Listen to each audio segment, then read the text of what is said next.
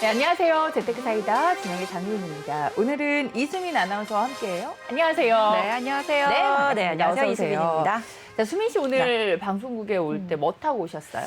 저는 당연히 지하철을 타고 왔죠. 지하철 네. 타고 오셨어요. 그러면 오늘 지하철을 타고 올 때 네. 지하철역에서 어떤 발자국 소리가 났는지 기억하세요? 발자국 질문이 조금 소리. 생뚱맞긴 하는데.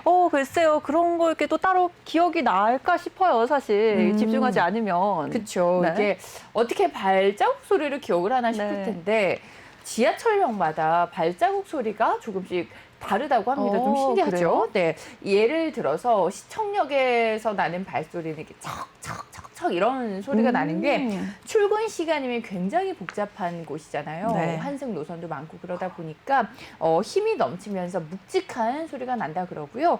또 잠실역에서는 직장인들이 많아서 이제 구두를 신는 분들이 많잖아요. 그래서 또각또각 이런 구두 소리가 많이 난다고 하더라고요.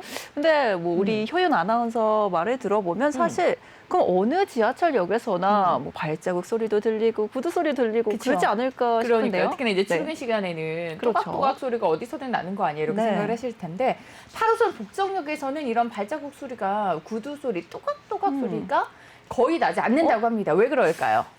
글쎄 뭐 유동 인구가 좀 적나요, 거기가? 아, 그거는 아니고 8호선 복정역에는 그 근처에 등산로가 있어요. 그래가지고 운동화를 신는 분들이 많기 때문에 구두에 또각또각 소리가 나지 않는다고 하더라고요. 이렇게 또 얘기 나누다 보니까 그동안 내가 지하철 이제 타면서 이런 발자국 소리에 귀를 기울여본 적이 있나 뭐 이런 생각이 또 문득 듭니다. 맞습니다. 그런데 이렇게 출근 시간에 각 지하철역에서 나는 발자국 소리는 각각 다르기는 하지만 공통점이 있는데 바로 이야기 소리가 지하철역에서는 많이 나지 않는다고 하거든요. 네. 다들 출근 시간이니까 그렇죠. 출근하느냐고 너무 바쁘잖아요. 그러니까 뭐 이야기할 시간도 없는 거고 특히나 오늘은 목요일입니다. 목요일 같은 때는 네. 월요일, 화요일, 수요일에 피로감이 쌓여서 조금 더 출근하는 길이 부담스럽고 조금 묵직한 소리가 맞습니다. 들리지 않았을까 싶은데 네. 좀 피로가 쌓이는 그런 목요일입니다. 네. 금요일과는 또 다르죠. 그래서 피로가 쌓이는 목요일에 여러분들 저희 방송 함께 하시면서 좀 피로를 날려보시는 건 어떨까 싶고요. 그리고 여러분들 저희 방송 함께 하실 수 있는 참여 방법 알려드릴게요. 네, 피로도 날리고 이제 고민도 날릴 수 있는 시간입니다. 저희 재테크 사이다 여러분들의 참여로 진행이 되고 있습니다. 궁금하신 점 있으시면요. 026007-8339번으로 전화 주시면 저희가 언제나 고민 들어드리고 있으니까 또 많은 참여 부탁드립니다. 네, 여러분 오늘은 세금과 관련된 고민 해결해 드리는 시간입니다. 세무법인 하늘의 전병옥 사무사와 함께하면서 여러분들 부동산 세금과 관련된 고민까지 해결해 드리고요. 또 여러분들 꼭 알아두면 좋을 절세와 관련된 팁들, 세금과 관련된 정보들 전해드리는 시간도 마련이 돼 있으니까 끝까지 함께해 주시기 바랍니다. 방송 함께 하시다가 궁금하신 사항은 언제든지 전화를 통해서 남겨보실 수 있도록 계속해서 026007번에 8339번은 열어두도록 할게요. 자, 재테크 사이다 본격적으로 출발해 보겠습니다.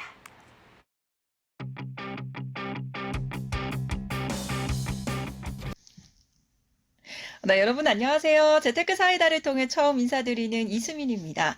제가 지금 막 오전에 주식 생방송 마치고 나오는 길인데요. 저도 매일매일 방송은 하지만 사실 이거 어떻게 내 재테크 관리해야 되나, 내 부동산 어떻게 해야 되나 고민이 정말 많습니다.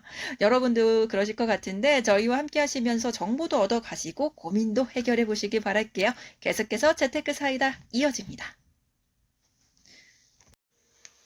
네, 저는 이제 일정을 마치고 제가 좋아하는 곳에서 좋아하는 차도 한잔하면서 뭐 좋아하는 TV도 보고 쉬려고 합니다. 우리 시청자분들은 가장 좋아하는 음식이 뭘까요? 제가 거기까지는 아직 파악을 못했는데 아마 가장 좋아하는 프로그램은 우리 재테크 사이다 아닐까 싶습니다. 자, 오늘도 알찬 정보로 많이 준비했으니까요. 우리 또 잠시 뒤에 다시 만나요.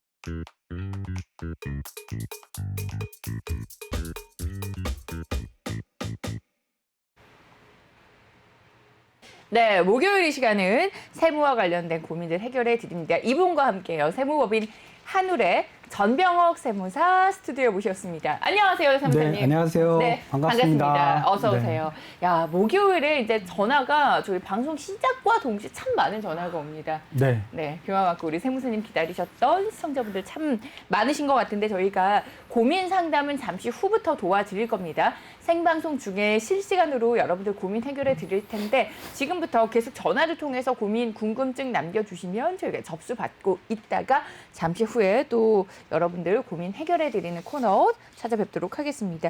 일단 이제 세무사님이 지난주에 부담부 증여에 대한 실사례를 가지고 좀 설명을 해주시겠다라고 오늘 예고를 해주셨어요. 네, 맞습니다. 네.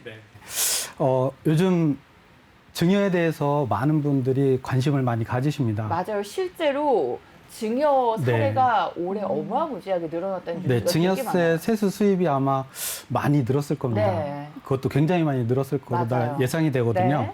그리고 실제로 이제 단순 증여를 할 거냐 아니면 부담부 증여를 할 거냐. 우리가 지난주에 증여세 중에서 부담부 증여에 대한 이론을 살펴봤습니다. 네. 그래서 오늘은 실사례를 가지고 설명을 좀 드려보려고요. 그러면은 네. 우리 시청자분들이 좀 더 네. 이렇게 쉽게 이해하실 수 있지 않을까 네. 해서 아유. 준비를 해봤습니다. 네, 그럼 부담부 증여 사례 이렇게 준비를 해주셨으니까 바로 설명을 좀 도와주실까요? 네, 알겠습니다. 네. 요즘 다주택을 보유하고 계시는 분들께서 주택을 증여를 해야 되냐 아니면 매매를 해야 되냐 고민을 좀 많이들 하십니다. 네. 자, 우리 이수민 아나운서님 네. 혹시 본인이 주택을 여러 채 가지고 있다. 아. 그러면 그 중에 주택을 팔려고 할까요? 아니면은 증여를 하려고 할까요? 우선은 상상을 하니까 기분이 매우 좋긴 한데 네네. 저는 그렇죠. 매도를 할 것 같아요. 매도를요? 네. 할 것 같아요. 팔 것 같아요? 네. 아, 그러세요? 아, 네. 그래요? 저는 증여를 할 것 같은데. 아, 그래요? 네. 네네. 아, 매도를 이게 뭐 예. 네? 우리가 어떤 특별한 이유가 있으세요? 부동산을 안 가져봤으니까 그렇죠. 그렇지 잘 모르는 건데. 아, 그런데 지금 생각해 보면 매도를 하게 되면 좀 양도소득세를 그러니까. 많이 내지 않을까? 좀 그렇죠. 그런 의문이 문득 드네요. 네, 맞습니다. 아마 우리 수민 아나운서는 이제 증여하면 이제 내 손을 벗어나니까 아, 매도해서 네, 네, 네. 내가 그렇죠. 계속 가지고 있겠다. 아. 새로운 투자를 하겠다. 예, 예. 이런 거 맞습니다. 같고 저는 세금이 조금 좀 네. 절세를 하고 싶어서 아, 증여 네, 네, 이렇게 네. 생각을 한 것 같아요. 네. 네. 사실 매도를 하게 되면은 네. 그 매도한 돈을 이제 내가 가지고 활용을 할 수가 있는 또, 거고요. 네. 그리고 이제 증여를 한다고 하면은 이제 자녀한테 증여를 하겠죠. 네. 이런 경우에 이제 매도를 할 거냐 증여를 할 거냐 하는 부분인데요. 조금 아까 우리 장효은 아나운서님께서 말씀하신 것처럼 매도를 할 경우에 세금이 많이 부담이 됩니다. 그러니까요. 왜냐하면 다주택자에 대해서 중과세가 되거든요. 네. 만약에 두 개의 주택을 가지고 있다가 그 중에 하나의 주택을 양도하게 되면은 2주택 중에 1주택을 양도하는 거기 때문에 기본 세율의 플러스 10%가 중과가 됩니다. 그러니까 세금이 근데 어마어마한 거예요. 이것도 음. 다음 달 말일까지 그렇게 해당이 되는 거예요. 아, 네. 만약에 6월 1일이 지나서 2주택 중에 1주택을 양도하게 되면 플러스 20%가 추가가 되는 겁니다. 네. 그러다 보니까 세금 부담이 굉장히 많습니다. 그래서 우리 고객분들이나 네. 많은 분들께서 이거를 매도하려고 하니까 세금 부담이 많고 그렇죠. 또 그렇다고 하다 보니까 이제 증여를 많이 고려를 하십니다. 네. 그래서 제가 오늘 준비한 거는 매도를 했을 때 세금이 어떻게 되고 그 다음에 증여를 했을 때 세금이 어떻게 계산이 되고 그랬을 때 많은 분들께서 부담부 증여를 하게 되면은 세금이 증여세가 줄어든다 이렇게 이해를 하십니다. 그래서 정말 세금이 줄어드는지 그런 부분도 한번 살펴보도록 하겠습니다. 자, 이 사례는 제가 지난 12월 달에 실제 있었던 그 사례입니다. 그래서 부모님께서 주택이 두 채를 가지고 계셨어요. 근데 이 중에 한 채를 이제 양도를 할 거냐 아니면은 이제 증여를 할 거냐 이거에 대해서 고민을 하시면서 저한테 이제 문의를 하신 겁니다. 그래서 세금이 어떻게 하면은 적게 나올 수 있는지 그 부분을 좀 알려달라 해서 이렇게 문의를 하셨습니다. 자, 당시 증여를 하거나 매도를 하려고 하는 그 주택의 시세가 6억 원이었습니다. 네. 그리고 주택에 대출이 3억 원이 있었습니다. 그리고 취득가액은 10년 됐었거든요. 10년 전에 취득한 주택인데 1억 2천에 취득을 했습니다. 1억 2천에 취득해서 지금 현재 10년 후에 6억이니까 많이 올랐죠. 그렇죠. 네, 많이 올랐습니다. 그리고 취득하면서 이제 등기 비용 이런 부분들이 한 300만 원 정도 이렇게 지출이 됐습니다. 그래서 이 사례를 가지고 오늘 살펴볼 게 양도했을 때 양도소득세가 어떻게 되냐.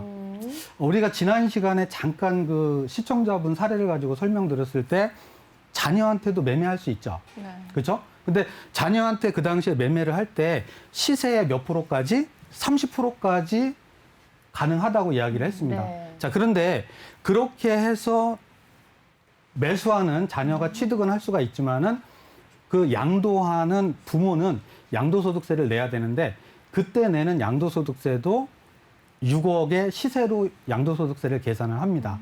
그렇기 때문에 저가로 우리 자녀한테 양도를 한다 했을 때도 양도소득세는 시세로 양도가 되기 때문에 오늘 양도소득세도 한번 살펴보고요. 그리고 자녀가 단독으로 증여를 받을 때 증여세가 어떻게 되는지, 그리고 자녀가 만약에 결혼을 해서 배우자가 있다고 할 경우에 그 부부한테 50대 50으로 증여를 했을 때 증여세가 어떻게 되는지 한번 살펴보겠습니다. 자, 양도를 하게 되면은 양도자는 양도소득세를 납부하게 되고요. 네. 좀 전에 설명드렸듯이 양도시에 만약에 자녀한테 저가로 양도를 한다고 그랬을 때도 양도가액은 시가에 의해서 양도소득세가 계산이 되는 거예요. 그 이유는 뭐냐면요. 일반인들한테 6억의 양도를 하고 이 케이스처럼 6억의 양도를 하고 자녀한테 만약에 4억의 양도를 했어요. 자, 이렇게 양도를 했을 때 양도소득세를 4억으로 계산하게 되면은 세금이 많이 줄어들겠죠. 그렇죠? 그래서 특수관계자한테 저가로 양도를 하지만은 양도소득세는 시가로 양도소득세를 내야지 일반인의 양도소득세와 같은 양도소득세가 그렇죠. 되기 때문에 네. 시가에 의해서 양도소득세를 계산을 하게 됩니다. 자, 그리고 증여를 해서 증여를 받는 사람은 증여세 납세 의무가 있습니다. 이때 증여 재산가액을 계산할 때 시가에서 승계하는 채무, 이 경우에는 얼마가 될까요? 3억이 되겠죠. 그렇죠? 네. 3억이 되면 그 3억을 뺀 가액이 증여 재산가액이 되는 겁니다. 이거를 이제 부담부 증여라고 하는 거예요. 네. 자, 그러면은 이 증여 재산을 보시게 되면은 만약에 이 승계한 채무가 없다. 그러면은 증여 재산가액은 어떻게 되는 거예요? 시가와 같은 금액이 되는 거죠. 네. 자, 그런데 이 승계를 하는 채무가 생기게 되면 시가에서 승계한 채무를 빼요. 그렇게 되면은 증여 재산가액이 이게 낮아지겠죠. 네. 그렇죠? 그러면은 기본적으로 증여 재산가액을 기준으로 해서 증여세를 계산을 하기 때문에 증여세가 당연히 줄어들겠죠. 네. 재산가액이 줄어드니까 여기에 세율을 곱하면은 증여세도 줄어드는 겁니다. 자, 그래서 이 승계하는 채무액이 늘어나면 늘어날수록 이 재산가액은 어떻게 될까요? 더 줄어들겠죠. 그렇죠? 그래서 많은 분들이 부담부 증여를 하게 되면은 뭐가 줄어든다? 증여세가 줄어든다. 이렇게 알고 계시는 겁니다. 그리고 실질적으로 채무를 많이 승계하게 되면은 증여세는 당연히 줄어듭니다. 여기서도 보시면 알겠죠? 자, 그렇지만은 이렇게 채무를 증여받는 사람한테 승계를 하게 되면은 증여자는 양도소득세를 납부하게 됩니다. 양도소득세 의무가 있는 거예요. 즉 뭐냐면은 증여세가 줄어드는 대신에 뭐가 생긴다?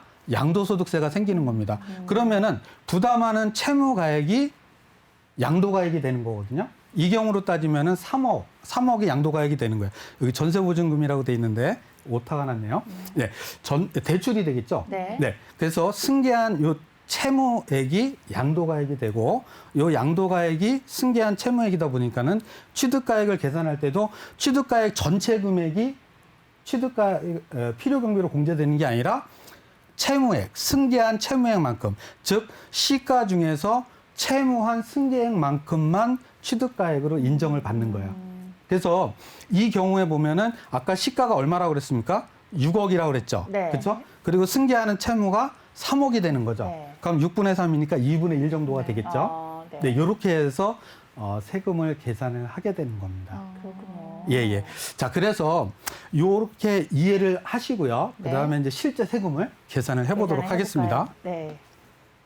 야, 얼마나 차이가 날지 네네. 궁금해집니다. 매도를 했을 때, 이거구나. 그리고 또 증여를 했을 때, 네. 제가 세금 차이를 확인해 보도록 할게요. 네.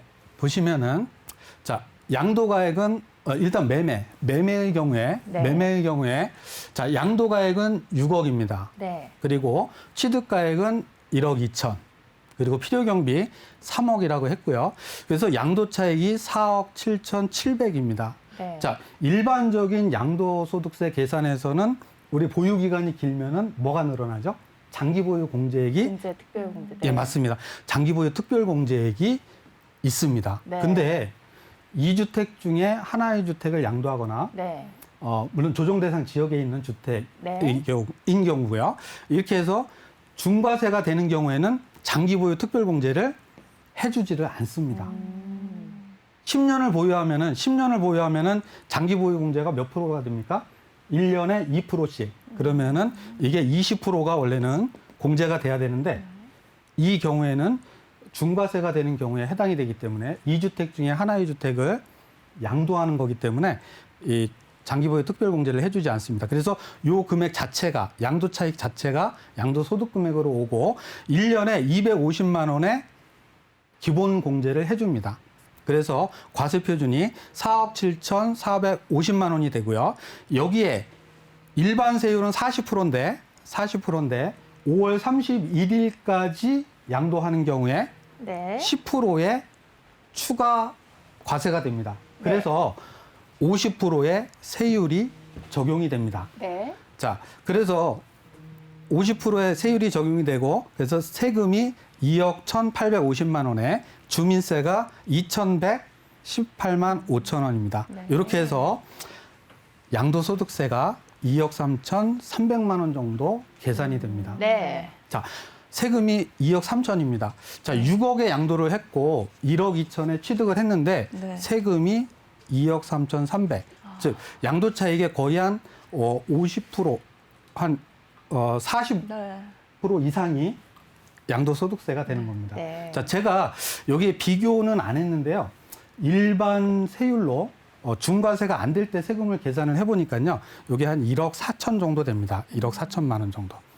계산을 해보시면 알지만은 네. 자, 중과세가 될 경우와 일반 과세, 일반적으로 양도소득세 계산을 했을 때는 1억 4천만 원 정도가 됩니다. 자, 그러면은 세금 차이가 거의 한 9천만 원 이상, 그러네요. 그렇죠. 1억 정도 차이가 나는 거죠. 네. 자, 이렇게 세금이 많다 보니까 많은 분들께서 이렇게 양도를 하시기가 그렇군요. 불편하신 거예요. 네. 자, 그러면은 증여를 했을 때 네. 증여세가 어떻게 되는지. 자, 일단 증여세 세율에 대해서 지난 시간에 잘 설명을 못 드렸는데요. 증여세는 과세 표준이 1억까지는 10%, 그리고 1억 초과해서 5억까지는 20%, 5억 초과해서 10억까지, 5억에 대해서 30%, 10억 초과해서 30억까지, 20억에 대해서는 40%의 세율이고요. 30억을 초과하게 되면은 50%의 세율입니다. 즉 30억 초과해서 증여를 하게 되면은 세금은 50%, 즉 받는 금액의 50%가 세금으로 증여세로 나가고요. 상속재산도 마찬가지입니다. 그래서 상속세 세율과 증여세 세율은 이렇게 같이 계산이 되는데요. 여기 보면 누진공제가 이렇게 돼 있습니다. 누진공제. 네. 네, 여기 누진공제가 있는데요. 이 누진공제는 뭐냐면 1억에 10%, 1억 초과해서 5억까지 4억에 대해서 20% 이렇게 계산해서 더해야 되는데 그렇게 하면 좀 복잡하죠. 그러다 보니까는 만약에 5억이다 그러면 20%를 곱하고 1,000만 원을 공제해 주게 되면 이렇게 같이 단계별로 계산해서 합산한 금액하고 같게 나오기 때문에 증여세나 상속세를 좀 쉽게 계산하기 위해서 이렇게 누진공제라는 요 내용이 있습니다. 그래서 만약에 내가 받는 금액이 12억이다. 그러면은 12억에 40%를 곱하고 1억 6천을 차감해 주면은 증여세나 상속세가 계산이 되는 겁니다. 자, 이렇게 증여세와 상속세는 계산이 된 거를 이해를 하시고요. 자, 다음은 자, 자녀 단독으로 부담부 증여를 할 경우 세금을 한번 계산을 해보겠습니다. 네. 자, 6억에서 아까 채무액이 3억이었죠. 네. 3억을 공제하고 자녀의 경우에는 5천만 원까지 공제를 받을 수가 있습니다. 그래서 3억 5천을 공제하게 되면 2억 5천이 과세 표준이 되고요. 그리고 여기에 아까 1억 초과해서 5억까지는 세율이 몇 프로라고 했어요? 20%라고 했죠. 네. 그래서 20%를 곱하면은 5천만 원인데 아까 누진 공제 얼마야? 1,000만 원을 빼주게 되면은 네. 그러면은 4천만 원이 이렇게 산출이 됩니다. 그래서 증여세는 4천만 원이 되는데 네. 조금 아까 제가 부담부 증여 이렇게 부채가 있는 경우에는 증여하시는 분의 양도소득세가 있다고 그랬죠. 그래서 자녀 단독으로 부담부로 증여를 받았을 때 증여세는 4천만 원이지만은 그 부담부로 받는 요 3억에 대해서는 양도소득세를 계산하기 때문에 추가가 되는 건가요? 양도소득세도 계산을 해야 됩니다. 그렇죠. 그래서 부담부 양도소득세 계산을 해보면은요. 자, 3억에서 취득가액이 얼마냐면 6천만 원. 아까 네. 얼마라고 그랬어요? 1억 2천이었죠. 네. 여기에 6분의 3이 되는 거죠. 그렇죠. 네. 그래서 6천만 원. 그리고 필요경비도 아까 300만 원이었는데 똑같이 2분의 1, 네. 6분의 3이 공제가 되는 겁니다. 그래서 3억에서 6천만 원 공제하고 150만 원 공제해서 양도차익이 2억 4천만 원. 양도차익이 2억 4천만 원. 아니, 요거 150만 원 뺀 금액이 고려가 안 됐네요. 네, 여기가 원래 2억 2억 3,850만 원인데 네. 여기 숫자가 좀 엑셀에서 좀 틀어진 것 같아요. 네. 네네. 그래서 장기보유 특별공제는 이게 중과세가 되는 거기 때문에 해당이 없고요. 그래서 양도소득 금액을 2억 4천으로 그냥 가정을 하고 보도록 하겠습니다. 네. 네. 그래서 250만 원 공제하고 기본 공제 해주면은 과세 표준이 2억 3,750이고요. 자, 우리 양도소득세 세율은 1억 5천만 원에서 3억 원까지의 구간에서는 원래는 38%의 세율이 적용이 됩니다. 그런데 10%가 중과세가 되기 때문에 5월 31일까지는 10%지만은 5월 31일이 지나면 이게 몇 프로가 된다고요? 20%가 된다고 그랬죠? 네. 10%가 추가 과세가 돼서 48%가 적용이 되는 겁니다. 그래서 양도소득세가 9,460만 원. 그리고 여기에 주민세가 946만 원이 되어서 네. 양도소득세가 1억 400만 원보다 줄어듭니다. 자, 아까 우리가 2억 3,300만 원이었죠? 네. 요 정도 됐죠? 네. 그렇죠? 6억으로 했을 때는. 근데 부담부 증여를 하니까는 부담하는 채무액만큼만 양도소득세가 계산이 되니까 양도소득세가 1억 정도로 줄어들었습니다.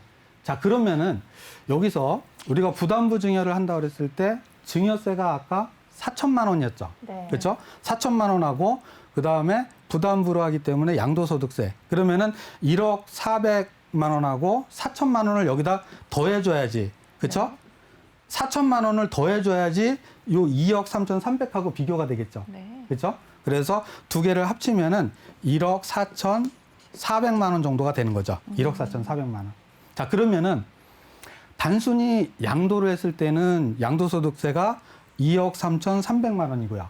그리고 부담부 증여를 하게 되니까 증여세 4천만 원하고 양도소득세 1억 400 합치면은 1억 4,400 이렇게 되는 거죠. 그래서 그러면은 둘 중에 양도했을 때, 네. 그렇죠? 양도했을 때가 세금이 더 많은 거죠. 네. 그래서 많은 분들께서 양도를 했을 때는 세금이 더 많이 나옵니다. 그러다 보니까는 자녀들한테 부담부 증여를 하는 것이 세금적으로다가는 유리합니다. 자, 이거는 단독으로다가 증여를 했을 때의 얘기고요. 네. 조금 아까 제가 자녀가 배우자가 있다고 그러면은 부부한테 증여할 수도 있습니다. 자, 그렇게 했을 때 자녀 부부에게 증여를 했을 때 세금이 어떻게 되나 볼까요? 자, 증여세 먼저 자녀하고 배우자하고 50대 5대 5라고 그러죠. 네. 이렇게 했을 때 3억 증여를 했습니다. 자, 마찬가지로 채무도 3억 이렇게 할 수가 있죠. 그래서 3억 했을 때 공제액은 자녀는 5천만 원, 그리고 이제 며느리가 되겠죠. 네. 그렇죠? 며느리. 자녀의 배우자이기 때문에 며느리인데, 며느리는 자녀가 아니기 때문에, 직계 비속이 아니기 때문에 친족 공제에 해당이 됩니다. 그래서 1,000만 원이 공제가 됩니다. 그래서 과세 표준이 자녀는 1억 원, 그 자녀의 배우자 며느리는 1억 4천이 되는 겁니다. 그래서 자녀는 1억 원까지 10%니까 10%의 세율이 적용이 되고요. 그다음에 이 며느리 같은 경우에는 1억 4천이기 때문에 1억을 초과하죠. 그래서 1억 초과해서 5억까지는 세율이 20%입니다. 그래서 20% 세율을 곱하고 여기에서 얼마를 빼요? 1,000만 원을 빼는 거죠. 그렇게 되면은 1,800만 원의 세금이 증여세가 계산이 되는 거예요. 그래서 요 1,000만 원하고 1,800만 원을 합치게 되면은 2,800만 원이 뭐가 된다? 증여세가 되는 겁니다. 네. 자, 아까 조금 전에 자녀한테 단독으로 증여했을 때 증여세 얼마였어요?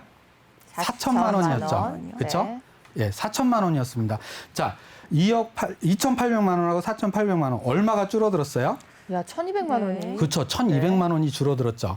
그렇죠? 네. 네, 그래서 이 경우에 자녀한테 공동 명의로 증여를 한다 그러면은 증여세가 4천만 원에서 1,200만 원이 줄어든 2,800만 원으로다가 줄어드는 겁니다. 네. 자, 제가 그 부동산을 취득을 할 때 네. 단독 명의로 하는 것보다는 공동 명의로 했을 때 양도소득세가 나중에 양도를 했을 때 각각으로 양도소득세를 계산을 하기 때문에 양도소득세가 줄어든다고 말씀을 드렸습니다. 네. 그리고 재산세 같은 경우에도 반으로 나누어지기 때문에 또 줄어든다고 제가 전 시간에 설명을 드렸습니다. 그래서 이런 경우에는 자녀가 배우자가 있다 그러면은 이렇게 단독 명의로 할 때보다는 이렇게 공동 명의로 했을 때 세금도 더 줄어들기 때문에 공동 명의로 하는 것이 절세가 된다. 이렇게 보시면 되겠고요. 다음 자, 여기는 부담부 양도인데요. 요거는 어차피 3억을 그대로 승계시킨 거기 때문에 금액은 똑같이 나오게 됩니다. 네. 그래서 요 부분은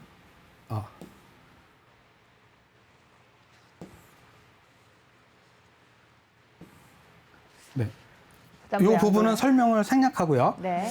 자, 단독으로 증여를 했을 때 그때 세금을 한번 보겠습니다. 이거는 부담부가 아닙니다. 네. 그냥 단독으로 단독 증여를. 예, 단독 증여를 했을 때. 네. 자, 증여재산가액은 6억 원이고요. 그다음에 증여공제액은 5천만 원에서 5억 5천만 원이 되고 여기에 세율이 30%입니다.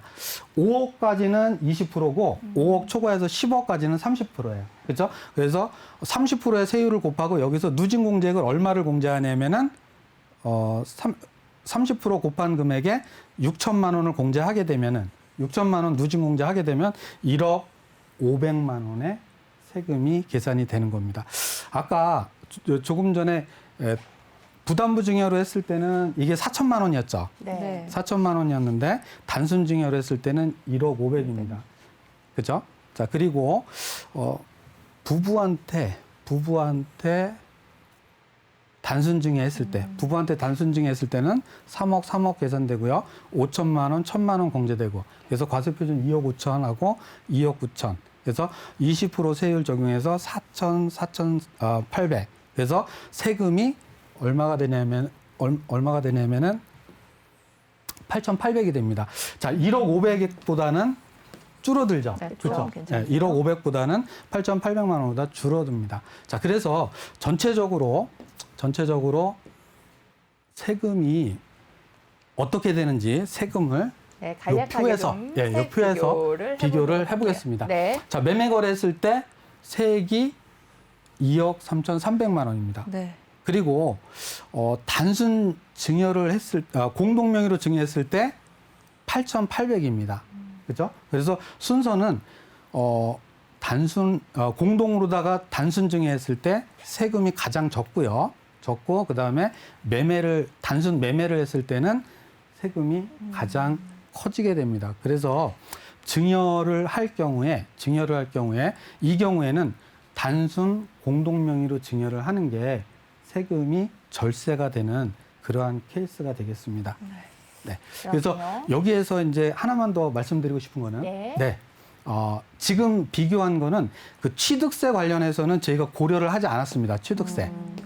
우리가 그 증여를 하거나 양도를 했을 때 증여 받는 사람이나 매수를 하는 사람들은 취득세를 내게 됩니다. 근데 이 취득세까지 고려하게 되면은 조금 세액이나 전체 세액 면에서 좀 차이가 생기거든요. 그래서 이 취득세는 우리가 고려하지 않고 단순히 양도소득세와 증여세, 부담부 증여 시의 증여세와 양도소득세 합계 이 부분을 같이 고려를 했으니까요. 이렇게 참고 한번 하셔가지고 여러분들께서도 우리 시청자분들께서도 혹시 증여를 하거나 혹시 고려하고 계시거나 했을 때에는 이런 부분들을 비교해서 세금을 가장 절세할 수 있는 그런 부분을 찾으시면은 현명하다고 생각합니다. 맞아요. 요즘 뉴스에도 참 많이 나옵니다. 이게 증여 관련해서 문의도 많고요. 그리고 실제로 증여가 굉장히 많이 늘어났다고 하거든요. 그러면서 이제 증여와 관련돼서 여러 가지 또 세금과 관련된 고민도 여러분들 더 많아지셨으리라고 생각이 듭니다. 그런 고민 가지고 계신다면 저희한테 전화 주세요. 전화 주시면 조금 전 함께 하신 우리 전병옥 세무사의 명쾌한 상담 또 자세한 상담 받아보실 수가 있으니까요. 무료 상담입니다. 026007번에 8339번을 통해서 고민 남겨주시면 부동산과 관련된 어떠한 세금 문제이든 다 저희가 방송 중에 실시간으로 해결해 드릴게요. 자, 전화를 통해서 많은 분들 고민 남겨주셨고요. 첫 번째 시청자분 연결해 보도록 하겠습니다. 여보세요? 네, 안녕하세요. 네, 안녕하세요. 반갑습니다. 네, 반갑습니다. 네, 어머님 방송 어떤 잘 점 보고 있습니다. 아유, 감사합니다. 어떤 네, 점 네. 궁금하세요? 저는 이제 지방의 아파트를 네. 올 21년 2월 25일에 하나 매도를 했고요. 네. 성동구에 2010년도에 재개발을 매수를 했어요. 네. 그리고 17년 7월에 준공이 났고, 네. 8월 30일에 잔금을 치르면서 전세를 주고 있어요. 네. 근데 여기에서 이제 비과세 혜택을 받으려면 실거주를 해야 되는지 그것도 네. 궁금하고요. 네. 그리고 또 양도세가 적게 나오려면 어떤 순서로 해야 되는지도 궁금하고, 또 남편하고 공동명의 하는 게 유리한지 네. 뭐 그런 것도 좀 궁금하고 그래요. 알겠습니다. 그럼 어머님 지방에 매수를 하셨다던 아파트에는 거주를 하고 계시는 게 아닌 거죠? 네, 매도를 했어요. 아, 매도를 매수가 아니고. 하셨다고요? 네, 25일 날. 아, 알겠습니다. 그리고 그래서 이제 뭐 네. 네네. 세금과 관련돼서 어찌됐든 좀 절세를 해보고 싶은데 어떻게 하는 게 좋을지 그리고 내가 양도세가 어느 정도 좀 나오게 될지 궁금하실 것 같아요. 우리 세무사님 연결해 드릴 테니까 자세히 네. 상담 받아보세요. 네네. 네, 안녕하세요. 반갑습니다. 네. 네, 안녕하세요. 반갑습니다. 네네. 제가 네네. 조금 적었는데요. 다 네. 적지를 못해가지고 몇 가지 여쭤보겠습니다. 지방에 네. 있는 아파트를 올해 2021년 2월 25일 양도하신 게 맞나요? 네네네. 아, 네. 예, 네. 2월 25일 날 양도하셨고, 그 다음에 성동의 재개발 아파트가 몇 년도에 준공이 되셨다고요? 2017년 7월에 준공이 났고요. 2017년 7월 준공이고요. 그리고 8월 30일에 잔금을 치렀어요. 8월 31일에 잔금이고요. 네. 자, 그리고 이게 취득을 언제 하셨다고 그랬죠? 취득은 2010년 4월 28일이요. 2010년 4월 28일. 네. 네. 그래서 지금 현재 이제 지방에 있는 아파트는 양도를 하셨고, 그리고 양도를 했는데 네네. 조정 지역으로 바뀌었었어요. 그 시점이. 조정으로 변경이 되고 나서 조정 지역으로 변경 후에 양도하셨다는 거죠? 네네. 네, 알겠습니다. 2020년 12월 18일 날 조정이 됐더라고요. 예, 알겠습니다. 네, 그리고 지금 성동의 재개발 아파트 이제 하나만 가지고 계시는 거고, 이 네. 아파트를 양도했을 때 비과세를 받으시고 싶다는 거죠? 비과세. 네네. 네. 실거주 요건도 해당이 되는지도 궁금하고요. 실거주 요건도 해당되는지 궁금하시고요. 네. 네네. 자, 그러면 제가 설명을 좀 드려보겠습니다. 지금 네. 2021년 1월 1일 요 시점에는 아파트가 두 채가 있었던 거거든요. 네네. 예. 그러면은 요 2주택을 가지고 있다가 1주택을 양도하게 되면은 우리가 1세대 1주택 비과세를 받기 위해서는 2년 거주와 그다음에 2년 거주, 2년 보유. 예, 보유인데 요 거주 요건은 조정 지역에 대해서만 해당이 되거든요. 조정 지역에 네네. 대해서만. 근데 우리 시청자분께서는 지금 요 아파트가 지금 성동에 있는 아파트가 2010년도에 취득한 거고요. 자, 어쨌든 2021년 1월 1일 시점에서는 2주택이었고 2주택 중에 1주택을 요 2월 25일 날 양도했기 때문에 요 양도한 시점부터 추가로 보유 요건이 기산이 됩니다. 이게 2년 이상 추가로 보유를 해야 되는데 추가적으로 그러면 거주를 해야 되냐 하는 부분에 있어가지고 우리 네. 시청자분께서 궁금해 하시는데요. 네. 2021년 1월 14일에 국세청 예규가 하나 나왔는데요.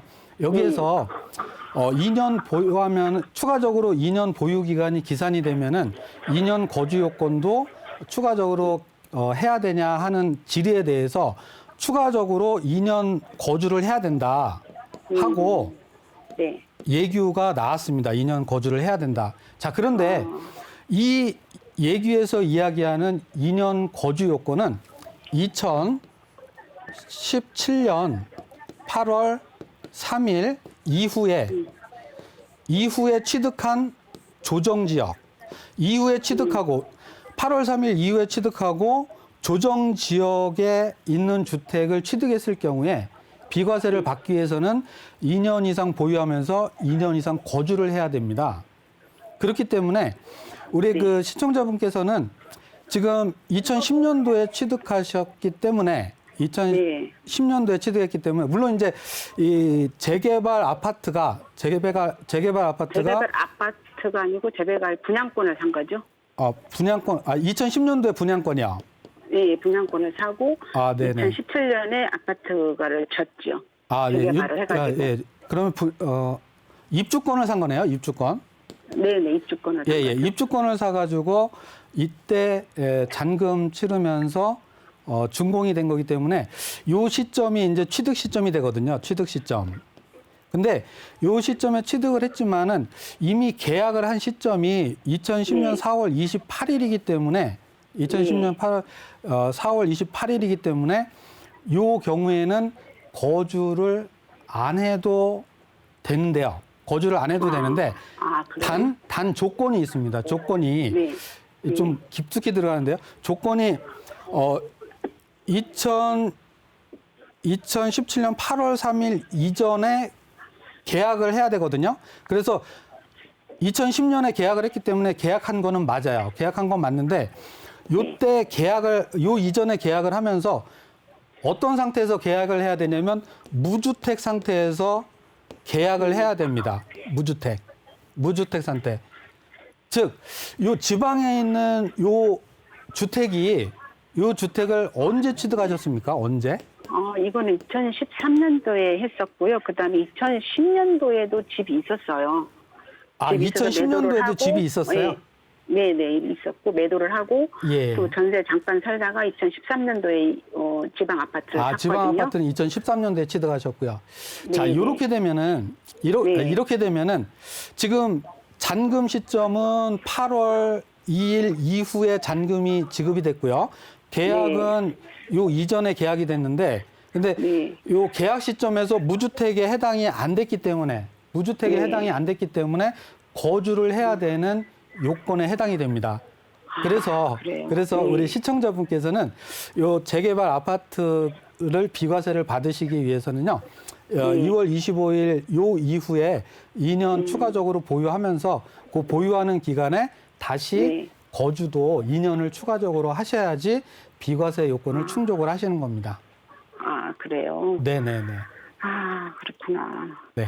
그러면 그렇게 되고 그러면 양도세는 어떻게 해야 적게 나오나요? 양도소득세는 지금 여기에는 거주를 안 하셨죠? 지금 계속 임대만 주신 거죠? 네네네. 네. 그러면은 만약에 지금 이제 양도를 하신다고 그러면 1주택을 양도하는 게 되는데요.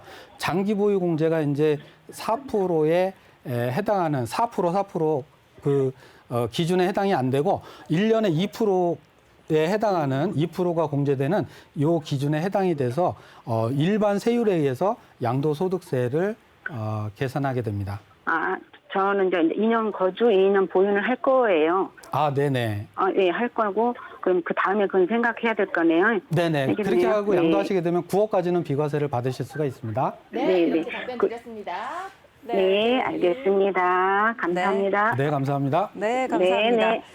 이렇게 또 1가구 2주택인 경우는 이 시점에 따라서 굉장히 복잡해지는데요. 이 계약 시점에서 무주택이 아니셨기 때문에 이 거주 조건을 충족시켜야 합니다. 그래서 재개발 아파트 비과세 원하시면요. 2년 보유하시고 2년 거주까지 충족하시고 그 뒤에 이제 다시 한번 또 생각해 보시면 좋을 것 같습니다. 네, 전화를 통해서 여러분들 고민 접수받고 있고요. 다음 시청자분 빠르게 만나보겠습니다. 여보세요?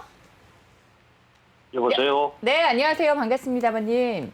예, 안녕하세요. 네, 어떤 예. 점 궁금하신가요? 예, 지금 막 들어보니까 지금 그 사람하고 나하고 지금 비슷한 것이 많은데, 네. 예? 지금 1989년도에 분양을 받아서 입주를 하고 있었어요. 네. A라는 아파트를. 네. 그다음에 B라는 아파트를 2015년도 5월 달에 매입을 또 했어요, 하나를. 네. 근데 요거는 계속 임대를 놓고 있었어요. 네. 그러다가 3년 안에 전 A라는 아파트를 팔아야 되기 때문에 네. 2018년 4월 달에 매도를 했습니다. 네. 그러고 나서 전세를 있다가 2018년 7월에 네. 또 매입을 하나 했는데, 네.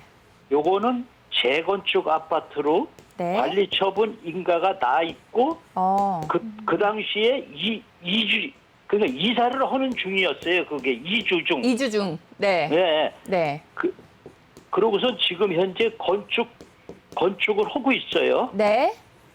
요것이 입주가 올 11월 입주 예정이에요. 네. 그러면은 내가 B 아파트를 네. 원칙적으로 보자면 3년 안에 팔아야 되는데, 네.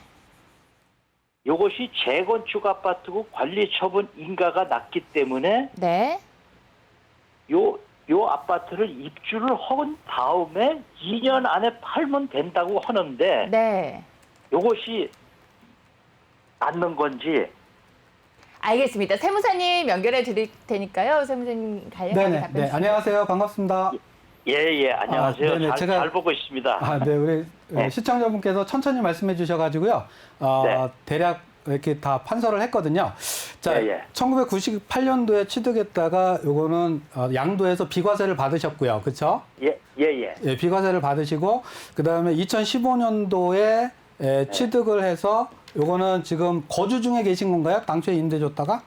예. 지금 거주하고 있습니다. 아, 네. 이거는 거주를 하고 계시고요. 예. 자, 그런데 2018년 8월에 입주권을 취득을 하셔가지고 입주권을 취득하셔서 지금 2021년 11월에 입주 예정입니다. 자, 이 경우에 1세대 2주택, 일시적 2주택, 일시적 2주택에 대한 비과세를 받을 수 있냐 하는 거죠.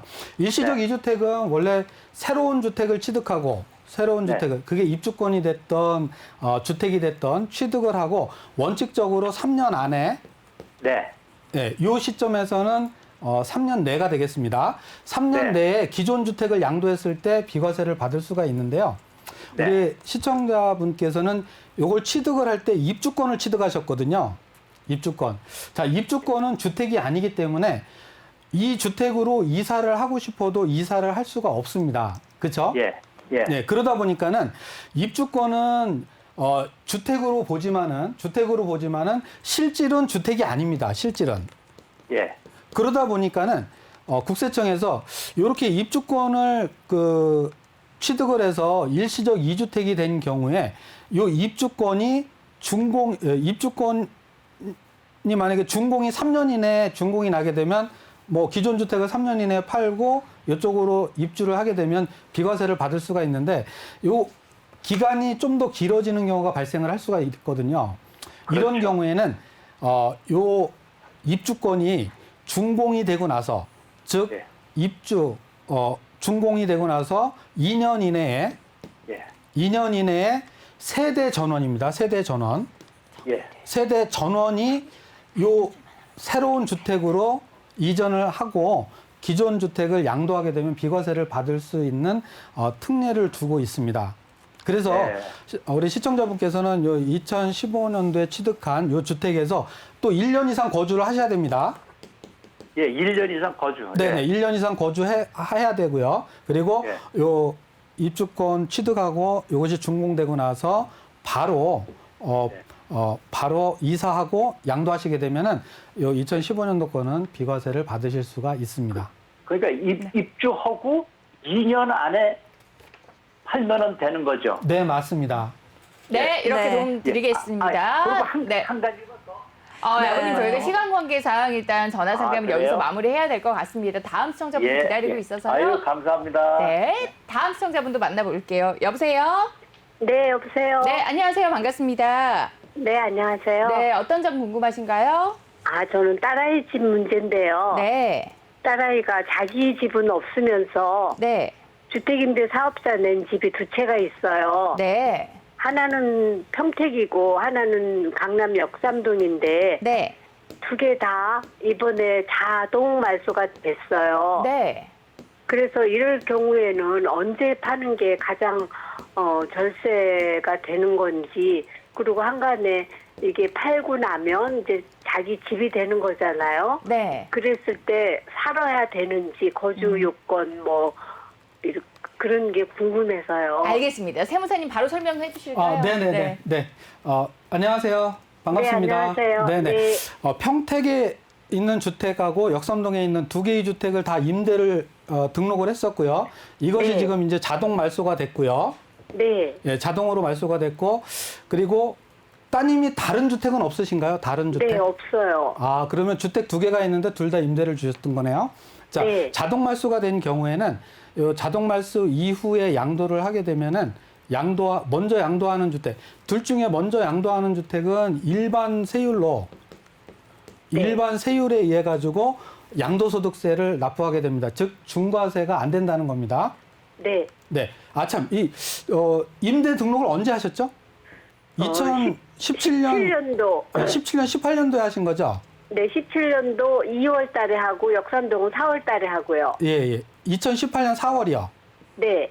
아니, 둘 다 17년도. 2017년도요? 둘 다 17년도에. 네. 예. 그러면은 네. 자동 말소한 다음에 양도하게 되면 일반 세율에 의해서 중과세가 되지 않는다는 겁니다. 자, 그리고 요 역삼동 거를 지금 그 비과세를 받으시고 싶다는 거죠?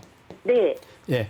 비과세를 받으시려면은 우리 1주택만 그 임대 등록을 했다가 양도를 할 경우에 거주 요건이나 이런 것들이 해당이 안 되거든요.